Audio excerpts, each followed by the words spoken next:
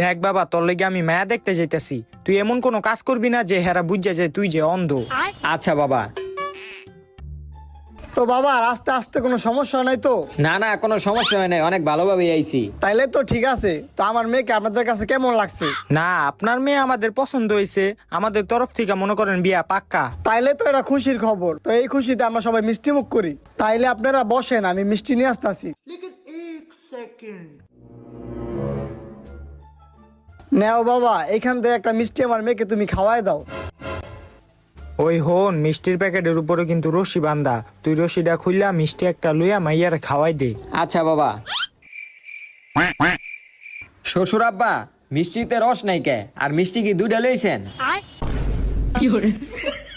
না শ্বশুর আব্বা, মিষ্টিটি ভালো না, আর মিষ্টিতে রস নাই, আর দুইটা মিষ্টি লইছেন, এটা কি হইলো?